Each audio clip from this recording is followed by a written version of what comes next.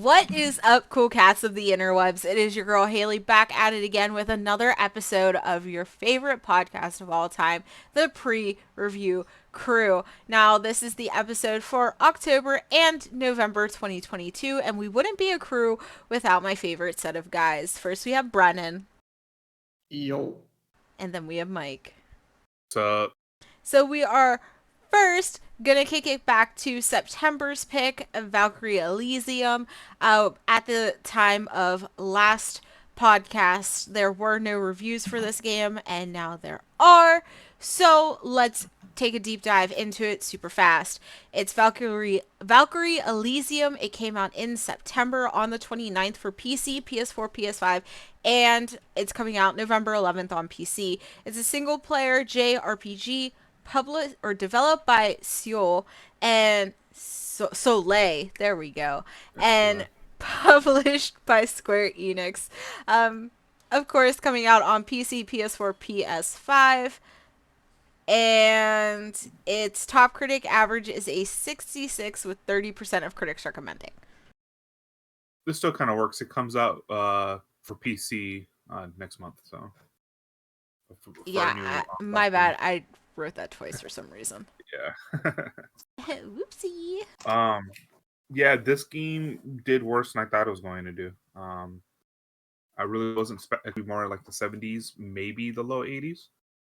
But I mean, this is kind of typical of JRPGs. Not a lot of them do super well over here. Because trust me, there's a lot more JRPGs coming out over here than people think. But I thought this one would at least do a bit better. I feel like this is... I don't know, I feel like it was going to be hit or miss, like you said. But yeah, I don't know. There's something that, like, visually about this doesn't exactly... I know that's just, like, judging a book by its cover, but just visually doesn't look that polished. So I imagine that translated over to the game as well. A lot of these reviews just say that it was just kind of boring, like very mediocre, like it's just okay, which probably the worst kind of fate. Honestly, for me, that's sad because I was looking into this game so much, I didn't know what it was about at all. And I saw, the trailers and the combat preview, and I was like, oh, this game looks phenomenal. And I was like, it looks gorgeous. And I was like, I need to know more, but I couldn't find anything. And then to hear that it's just not that great, honestly, is very disappointing because I really wanted to play this game. And now I'm very much just like, I don't know if I'll ever play this game, if at all. Wait for a Steam sale. Yeah, like, I just had really high hopes for this because I thought graphically it looked pretty, and not knowing a lot about it very much intrigued me. So, I'm just very disappointed now. Mm-hmm. Yeah, same. This was one I was keeping my eye on, and for it to do this bad was kind of disappointing for me. I noticed somebody said that uh, it looks like it had a restricted budget. Unfortunately, that IGN article is in Italian, and I don't know Italian. But, like, I'm very much curious to know what that restricted budget was about, and if they had more of a budget, if that would have helped them improve everything that everyone is saying is what they deem wrong with the game. Well, I know a bigger budget would also mean more time for them to do this.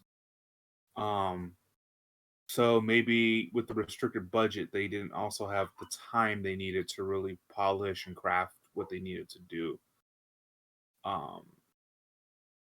Because you got to pay your developers, and if you don't got money to pay them to work longer, you're not going to. You're going to make them finish the game right away, and you end up with a rushed and not so good game. Yeah, no, I agree. It's unfortunate, but it happens. Square Enix probably just didn't have the faith in this game that, a lot of people were hoping they would. I'm trying to see.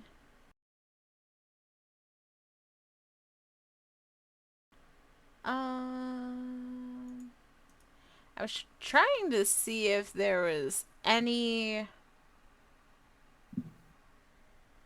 articles that mention how long this game took to develop, but I'm not seeing anything. Anyway, it's sad. That makes me sad. I had high hopes, and now we are all disappointed. Even so, the rest of the games on this list might not be as disappointing as what we think. We're going to roll it right into A Plague Tale Requiem. It's an action-adventure stealth game developed by Asobo Studio and published by Focus Entertainment. It came out on PC, or no, not PC, my bad. PlayStation 4. Did it come out on PC? I fucked this sheet all up. I am so sorry, people. Probably. Okay, we'll roll with it. Yeah, PC, just roll with Nintendo it. Switch, PS5, Xbox Series X and S. If I'm wrong, I'll put a disclaimer somewhere on here. It came out on October 18th, and it has a top critic average of 83, with 86% of critics recommending. And honestly, I'm not surprised. The first game did very, very well. From what I remember, a lot of people very much liked it. So I just expected this one to do the same thing. Yeah, I know people really enjoyed the first one. So, honestly, I thought, Osobo was going to have, really step up to make sure this game was also on par with the first one. Because, it's bad to get to put out a really good game and then the sequel sucks. But it looks like this one did pretty good. From what I'm reading, though, some people are saying they kind of took the safe route in this game.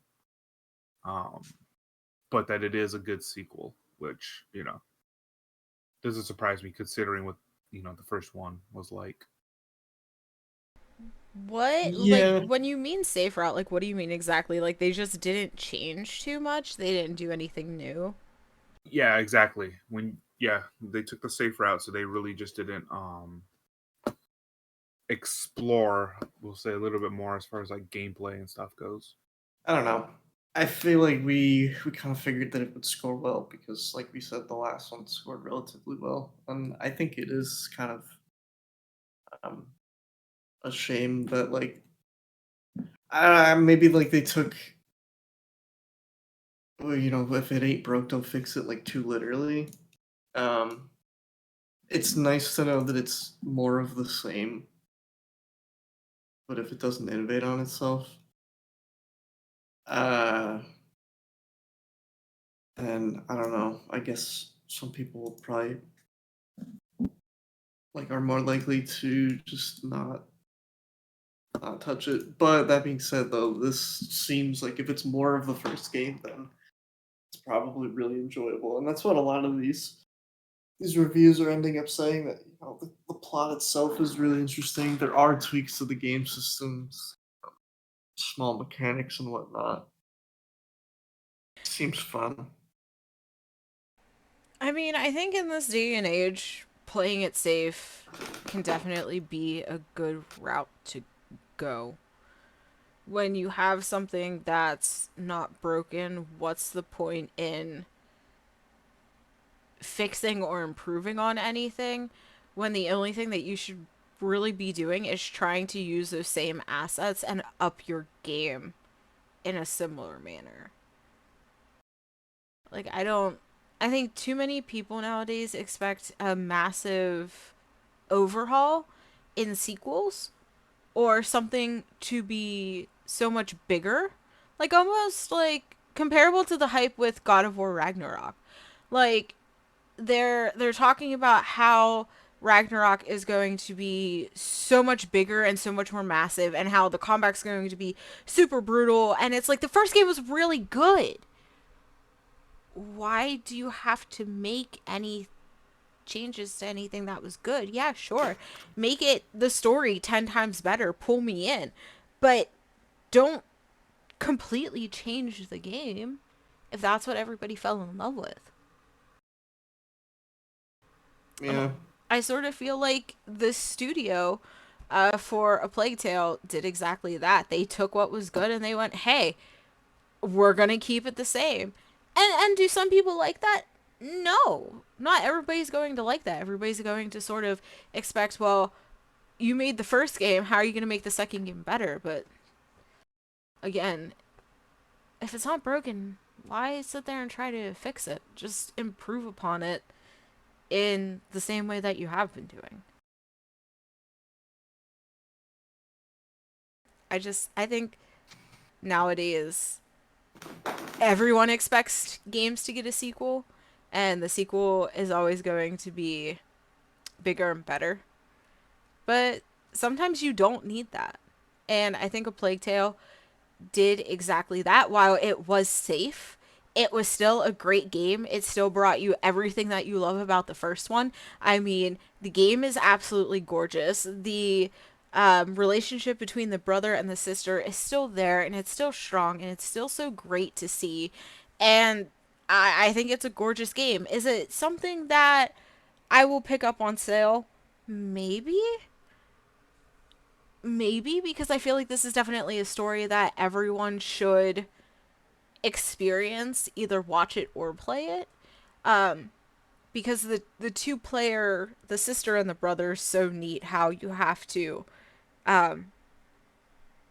finagle having somebody else beside you and actually worry about a second character.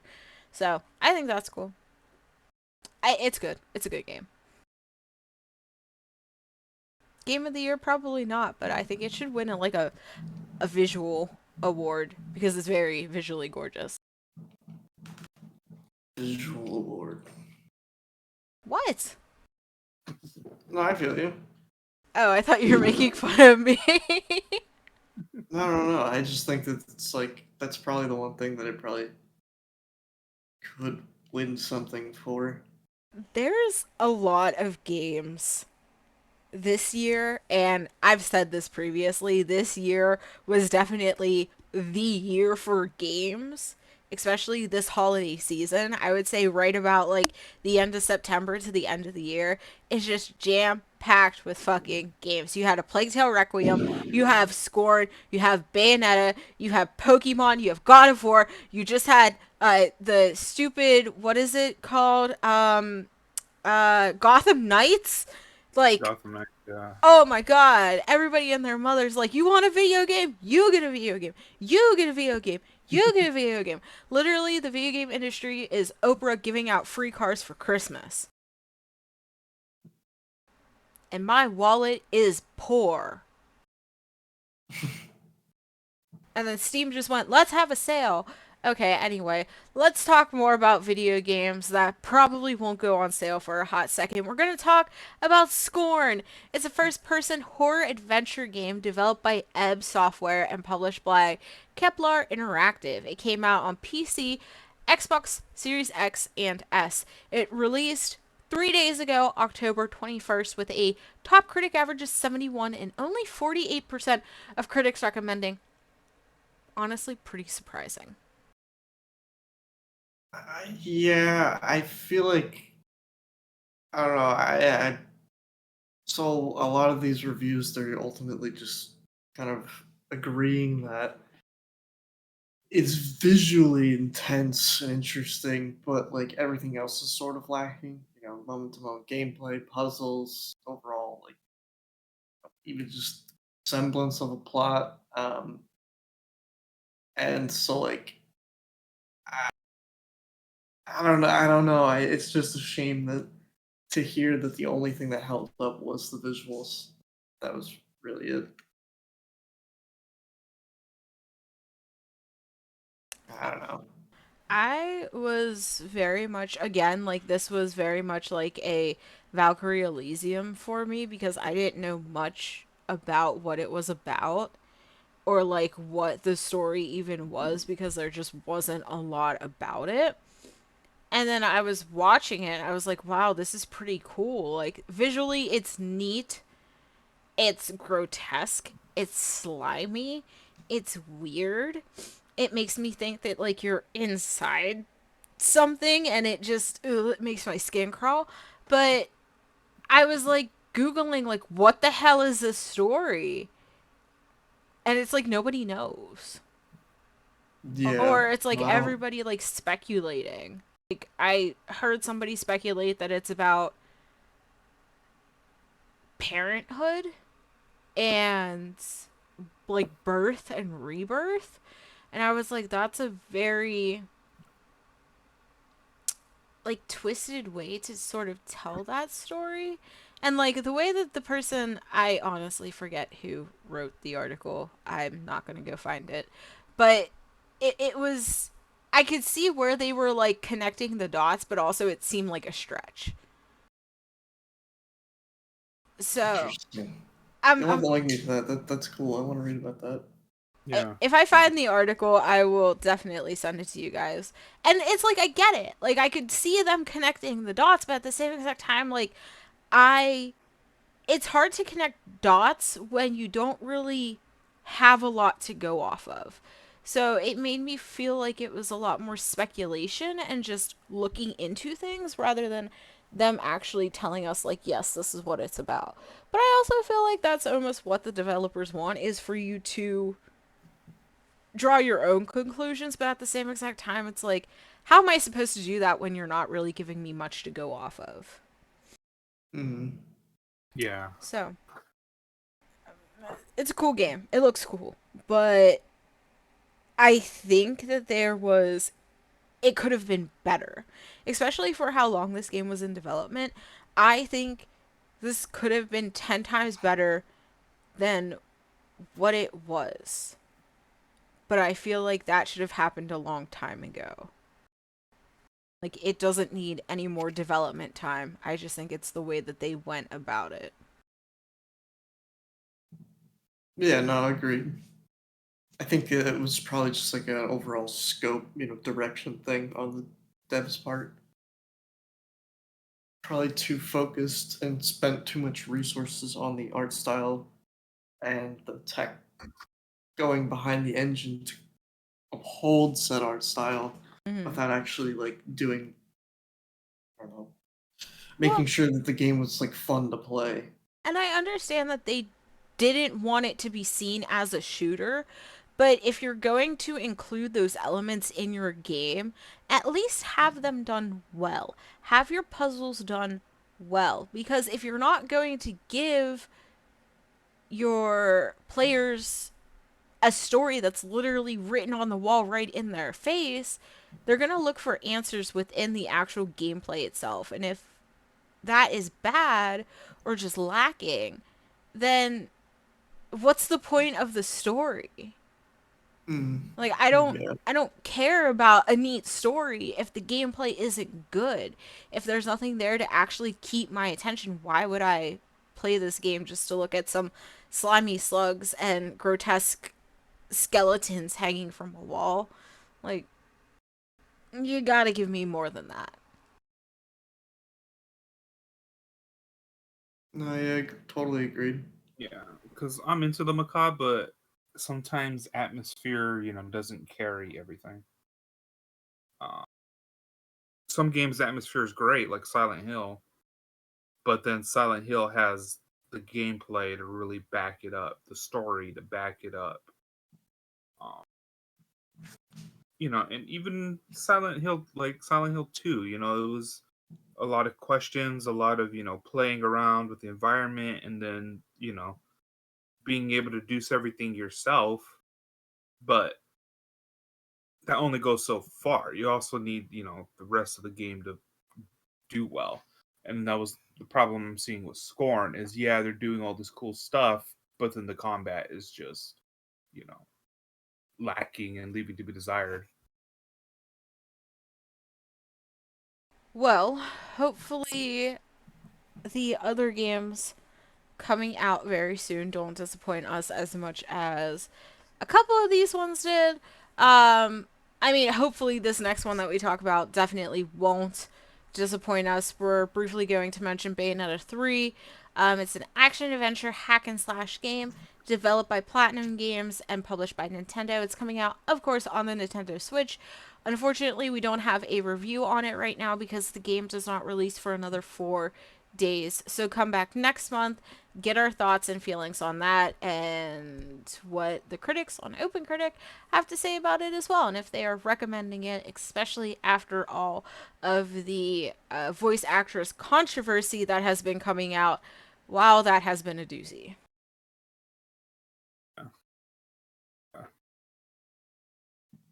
And a mess, because I swear to God, like every other article, somebody's changing their story. No, they did this. No, they did. Anyway. Industry drama that I honestly don't have 2 brain cells to rub together to get into. Let's roll it into the month of November because those games are exciting to talk about, and I don't want to be depressed anymore, especially with this game that we are going to talk about. It's Harvest Stella. It's a single-player role-playing life simulation. It's developed by Square Enix and Livewire and published by Square Enix. It's coming out on the Switch and that's definitely supposed to be PC and not PS. It's coming out on November 4th. This game looks phenomenal. Oh. No. You go.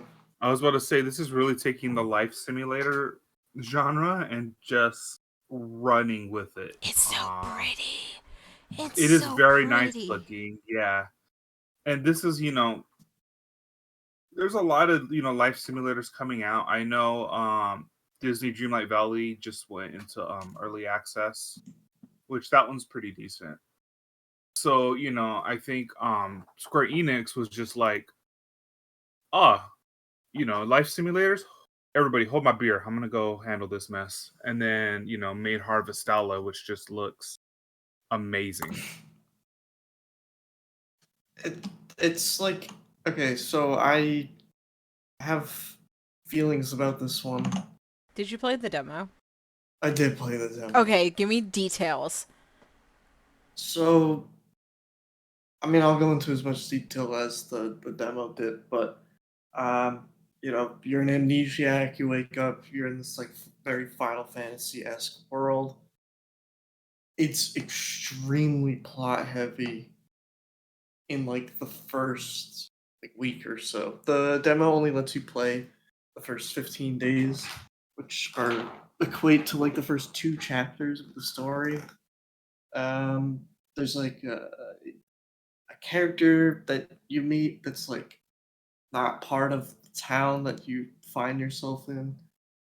So there's, like, a lot of intrigue of, like, who this person is, and it's like I don't want to like get too much into the story just because in case people are really about that, because it is a really plot heavy game. My whole point of this whole rant is that it's not quite like Stardew Valley.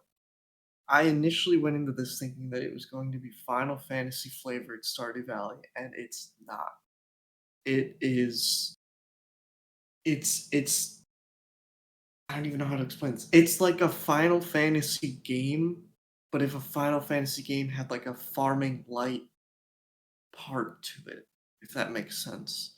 Like it's first and foremost an RPG with life sim light features. Like I don't even know if you can marry people and stuff. I know that there's like bonds, you can raise bonds with certain characters, but there's like 4 different villages that you go. Each one corresponds to a different season.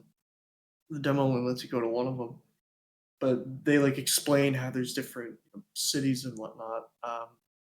And in the towns that you go to, you only meet like 1, 2 prominent characters, as opposed to something like Stardew Valley where you stay in one town and you get to know everyone there. So it's like not exactly what I had envisioned, but maybe that's just because it was on me of just seeing one release trailer and then being like, oh, okay, this is what it is. But yeah, so I mean, I like the idea, but I feel like the execution, I don't know, I have this feeling that it just won't it just won't pay off. Like I think that it's going to be very mid, you know, very like high 70s, mid to low 7, anywhere in like the 70s range. Honestly, I can see it.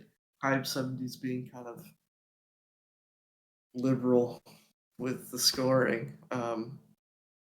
I don't know. I mean, like the story was really interesting. Don't get me wrong. Like it was intriguing, but I felt like no reason to farm, and the combat in and of itself is like really bare bones simple. It's like two buttons. Um, yeah, sorry to burst everyone's bubble. That was just my experience with it playing the demo. It was just, I mean, like it was fine. Like I'm not saying it was bad. Like it was fine. It has good points to it. It's just not something that I was expecting. And I think that my idea was way cooler than what I played. It's like a Final Fantasy flavored Stardew Valley game would be baller, and that's what I thought this was. It's just not. Honestly, that makes me very sad because that's what I wanted this to be as well. And if it's not that, then I'm just like, okay, never mind. I guess I'm not going to play this. Yeah, I was really looking towards this game. Yeah, so was I honestly. That's why I played the demo to like make sure. And I was like, I want to see how this looks. You know, at least on the Switch. I was bored a couple days ago, and I did it, and yeah, man. Sorry. Sorry. I mean, like you people still might like it. Like I don't think that it's gonna be awful. I just think that it's not like everyone who saw the release trailer, like me, thinks that this is gonna be one thing, and they're gonna pick it up next week, and then be like, "Oh fuck, this. Where's my goddamn Abigail? You know, where's like Robin? Oh, they don't exist. You're telling me I just get the doctor and her shit for brain son and some random girl that the entire town is like super racist towards? I'm not even kidding. I'm not even kidding. There's like you go to the first town and there's like this like race of like super high tech alien people. I'm not even shitting you. This is all real. It's all like high tech people, and all of the people in the village are like, oh my god, these are like the fucking like the worst people. They're like robots. They suck. And then you meet one, and then you find out that it's just like a girl in a suit of armor. She's all like, I don't know where I am, but I'm gonna be kind of a jerk to you because I'm not really from here, and everyone thinks I'm gonna blow up your stupid town, but I'm not. It's really weird. Okay, the whole thing was really strange. Okay, well, Brennan just crushed my dreams. Sorry. Had to do that. I'm crying on the inside. Mike, do you have anything to say? Yeah. I'm actually glad I got that warning because it's like you said, I am expecting one thing. So I'm probably gonna have to play the demo myself then. Just because, yeah, I was expecting Final Fantasy while raising my own town. So, and like you do get that. It's but it's really light though. Like okay. I don't, and that's why I'm not saying like avoid this. My call to action would be just play the demo and see if you like it. Because if you like it, great, perfect. If great, I'm still sleeping though. Yeah. But just play the demo. Just play the demo. That's all I can say. Before you buy it, this is definitely one of the ones that you want to play for. I have to say though, on Switch, it did have fairly good performance. That's really all I can say notably.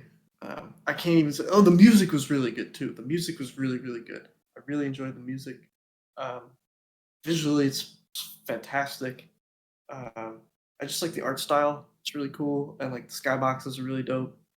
And just overall, the environments that you go to are pretty cool. The voice acting is non-existent, so kind of a bummer. That's all I have to say. Are you sure? Yes.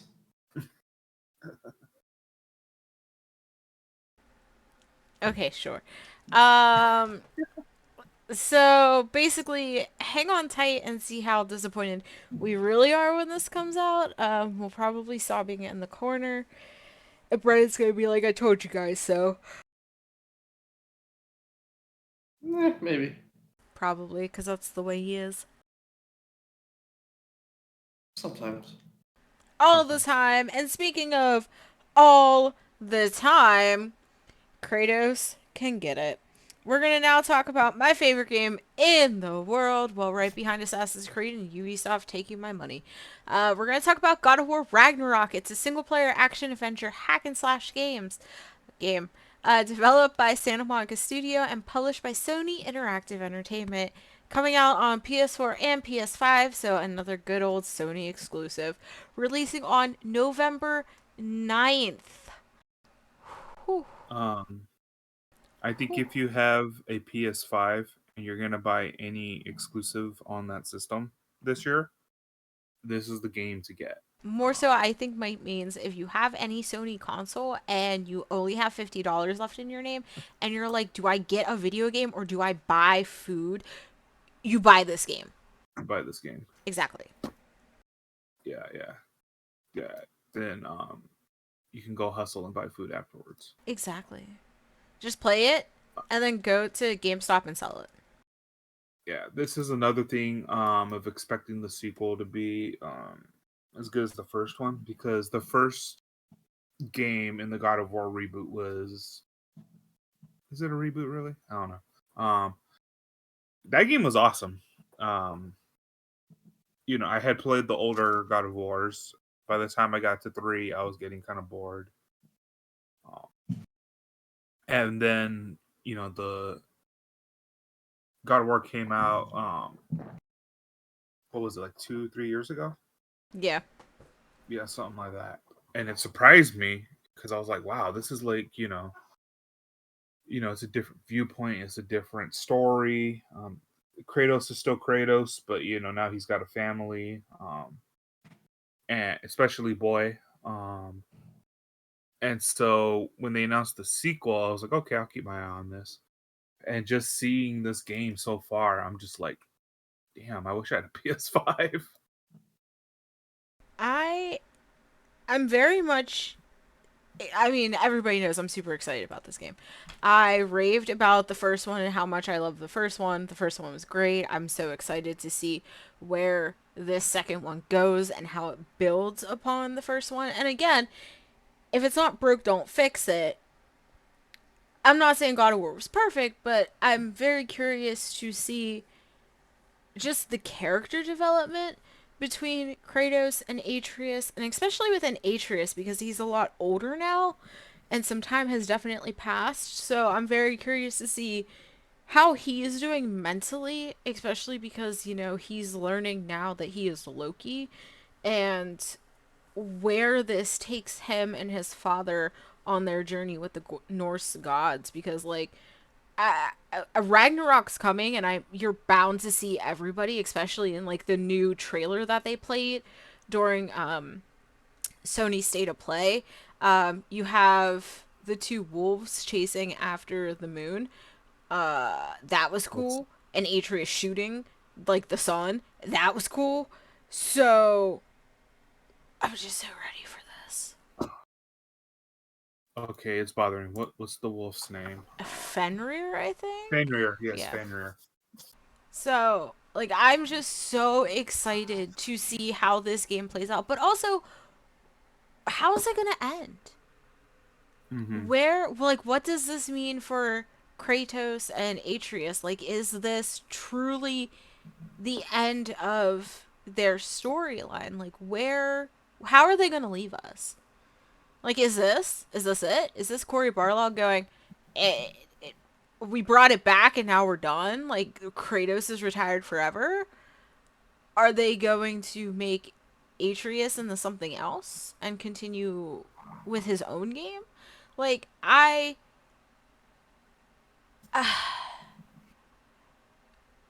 I hope that this game gives us, not even gives us, I hope this game gives Kratos and Atreus a justified ending. Because after everything they've been through, they definitely deserve it. And I'm hoping that Corey and everyone at Santa Monica, whatever their next endeavor is, I hope that it is just as fucking baller as what they've given us with God of War. And I want and need new ideas and new games out of that damn studio. Because, holy shit, they're just not going to disappear for a couple What more else has happened? years and then pop up and be like, hey guys, we made a new game. I feel like I haven't heard anything except God of War come out of that studio. Yeah, I'm looking up what they've done. Because I've also only heard of God of War, which is all they've done. Okay, well, listen. Um, Oh, they've published a lot of stuff. oh yeah, it looks like they have. But I it just don't looks know. like internally they've only developed the God of War series. Yeah.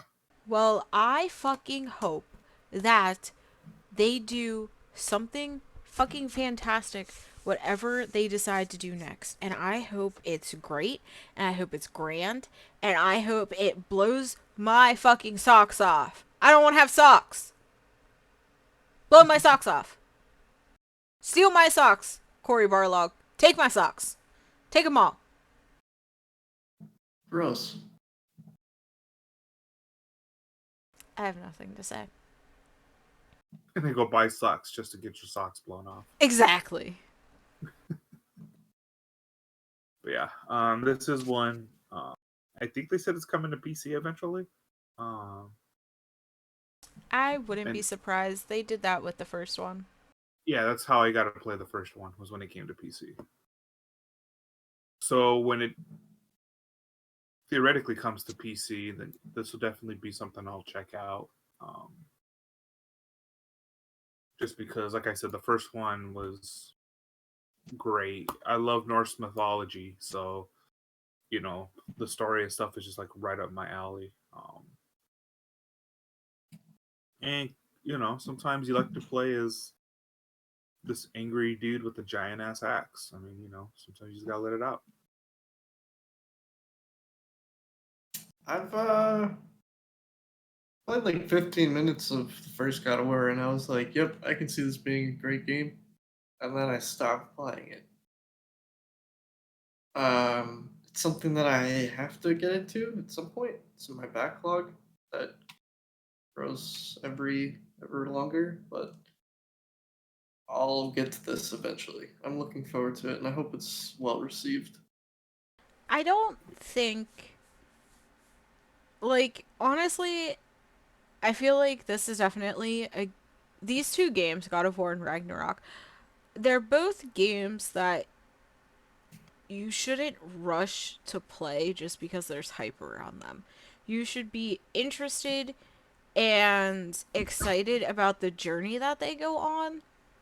Um, because it's just, I feel like it's deep. The story is deep. And there's a lot of emotion within the story, and there's a lot of scenes that honestly, you're just like, why would you treat your son like this? But like, if you have any sort of inkling about Kratos' backstory, you would understand. So I feel like if you're like, oh my god, I just want to play that game because everybody's talking about it, honestly, just don't. Like, when Yeah. you're ready to actually sit down and sort of become involved in their journey and their story, almost the same way with like The Last of Us, like, that's when you should play this game. So I feel like it's a great game to honestly sit on, because I don't think it's like, I think this game will age like fine wine. I feel like this game, everybody's going to be talking about it for years and years and years, just the same way they talk about the previous Gods of War games. So whenever you get to it is basically whenever you get to it. Yeah. I'm not in a rush. And I will be reviewing my box set because I got that on pre-order. Hell yeah. I hope it shows up on the 9th and not the fucking day after. Anyway, before I sit here and literally word vomit about how much I love God of War, we are now going to talk about a game that I know that the guys will word vomit on, and I know absolutely nothing about. We're talking about Pokemon Scarlet and Violet. It's a role playing game developed by Game Freak and published by Nintendo, of course, coming out only on the Switch, and it's coming out on November 18th. So if you're like, damn, I got a couple dollars left over, Haley, what should I buy? Well, probably this one, because who doesn't play a Pokemon game? My grandma plays Pokemon. See? Yeah, this is one that I've been excited for since they announced it earlier this year. I love Pokemon games. I'm a fan. I'm definitely a fanboy. I'm gonna say that. I know a lot of people didn't like Sword and Shield, but I enjoyed Sword and Shield. Um, so this is kind of one of those games where it's like this Bayonetta 3 were kind of like the games I had been waiting for all year to finally come out. It looks interesting. I know there's an open world. People are saying it's not as open as they would like to be, but there still is an open world.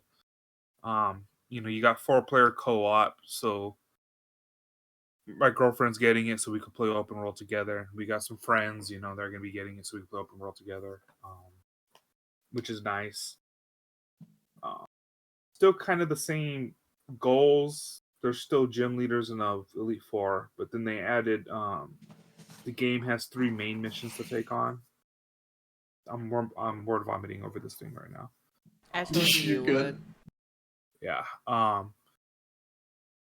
And people, are saying Pokemon needs to be changed a lot, and I'm hoping this makes enough changes to where it's still a Pokemon game. Like you play it and you still feel like, okay, this is Pokemon, but at the same time enough changes to kind of, feel like the series is finally evolving. Um so yeah. No, I agree with Mike. Like, I think it's part of it's exciting. The open world bit is just exciting because they haven't really done it before. Same thing with the co-op. Um, I I don't know. I'm kind of like naively, not even naively. It's kind of like blind optimism here, where just being optimistic in that I hope it does well. Like I was kind of over the whole Sword and Shield hate. Like I mean, it deserved most of what it got, if not all of it. But I don't know. I just want there to be one good Pokemon game, and if this could be the one where you can sit down and play with your friends, and having it be kind of an open-ended experience to like encourage replayability. Not that that's really even the point of Pokemon, but let's just for a moment argue that somehow the open world, which again, like as Mike said, I read that headline, but I didn't read the article about how it's not as open. Like, what did that article mean by that? Like, what do those people mean by it's not as open?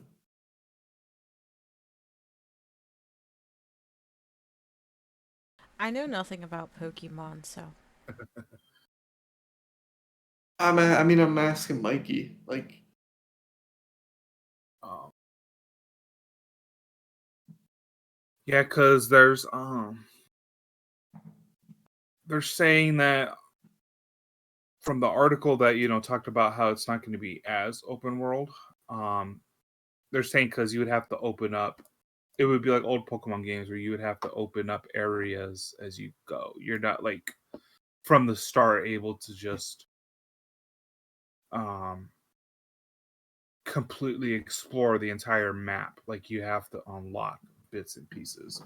Whereas okay. most open world games, it's just they throw you in, do whatever the hell you want. But people are making the argument here that it could be less open world because you would have to finish things in order to access other parts of the world. Interesting. Okay. Which, I mean, that's how Pokemon's done it for years, so it wouldn't surprise me if that's the case. Yeah, that's But- true. But then it's like I wonder, what their idea of a quote open world is. And when I mean they, I mean like Nintendo, like when they were creating it, like because they're advertising it as they're not saying open world directly. I don't think maybe they have said it. I'm not really. I don't know if they've said it or not. If they haven't, and even if no, but if they have, I guess I'm just wondering like what do they mean by that? But I guess we'll see. We'll see sooner rather than later. Because I saw it's taking a lot of inspiration from Legends Arceus, however you say its name. Interesting. Okay. Yeah, because that did seem to be like Arceus just as a whole just seemed to be like a prototype. Like, let's see how this does. We'll say it's a spinoff. We'll see how this does. Yeah. See how people react to it. Because I read somebody got to play Scarlet and Violet for about an hour, and they said it's no longer you run in tall grass and Pokemon has a percentage chance of popping up every tile. Now the world is inhabited by the Pokemon. He said to the point he kept tripping over small lives because they're tiny and they're just running around all over the place. So it was like Arceus where you have that kind of freedom, and he said you can also set it to one where your Pokemon would do automatic battles. So as you ran into a Pokemon, instead of going to a full out battle animation and everything, it would just do a quick battle and give you experience, while you're still running along whatever path you're on. Okay, hold on, question. Are these 3 little Pokemon the starters? The green one, the red one, and the blue one? The duck, the pig, the Yeah. duck, the cat, and the apple? Yeah. Wait, so which one are you guys picking? Probably the cat. The cat is so cute. I think I would. So cute. I think I would pick the cat. I'm not. But I feel like I saw a picture of like what it evolves into. I was kind of like, meh. I don't know if that was a real picture or fan art or whatever. Yeah. It's so People cute. do that, but I don't know. I always go with the fire type, so I kind of want to change it up. Yeah, same. Maybe Donald Duck would be fun too. I don't know. I thought about starting with him just to call him Donald. There's this one Just called Fido, and he's a puppy Pokemon, and it's a fairy type, and he's made out of dough. Yeah, I'm gonna put him in the oven. Oh my god, I love it. I fucking hate you, Mike. I can't have anything fucking nice with you. I look at this cute little cinnamon roll of a Pokemon dog that I just need to gobble up, and then you go, I'm gonna put him in the oven. Supposedly, from a leak I read, I don't know if I should be talking about leaks on right now.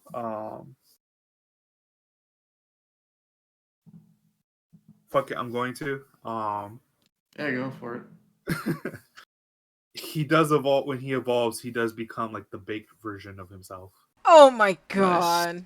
I need to see that. That's honestly, I love it. Oh my god, this is cute. And Guys, Lechonk will have an army of pigs. it's like, guys, we've run out of ideas. What do we do now? Food Pokemon. We've had ice cream Pokemon many years ago. Couch Pokemon, go. Oh yeah, what video was that? Yeah, there was a comedy video where they show Pikachu sits on a chair and the chair. There's a chair. Yes. Yeah, it says, "Hey man, don't sit on me. I'm a Pokemon." I cannot. But yeah, this is what I'm definitely picking up on day one. Like I said, I've been waiting since they announced it. Last February or something like that. which surprised me because usually we hear about Pokemon games 3 years before they're even, before they come out. It has multiplayer with up to 4 players. Yeah. So, yeah, that's why I'm putting crews together because we're gonna take over. We can take this shit over. You heard it here first. Mike is in a Pokemon gang. Hell yeah. Fuck Team Rocket, man. I'm gonna start my own shit with my army of Lechonks. Marvel chunks. I Oh my think God. this is his sign that he's taking over the world. Yes. It will start with the Pokemon world, and then I will continue on into our realm of reality. I am now very much scared. Anyway, that is going to wrap it up for October and November 2022. Let's roll right into our final thoughts for today's episode. Stay in drugs, don't do school. Oh my god. Do That's school all while on drugs. Oh my Wow. god. Yeah, Anyway. we're getting sued. We're getting canceled. Don't listen to them because they just give bad advice. Play God of War, Ragnarok, Cory Barlog. If you're ever listening to this in the future, just know I love you, and you should definitely give me the God of War controller for free. I'm Because just I gonna deserve say, it. I'm just gonna say, our time of this recording, we're hitting the holidays. There's a lot of games coming out, so have fun, guys. Save Like, all of your Christmas money just to buy video games during winter break. yeah, there's a lot of shit coming out, and there's a lot of shit coming out early next year. So I'm just gonna say, have fun, guys. Like, there's a lot to play. And as always, there's always a lot of shit coming out of our mouths. So be back here next month for another episode of the pre-review crew. It has been great. Have a great day or night wherever you are in the world, and we will see you next time. Goodbye. Bye.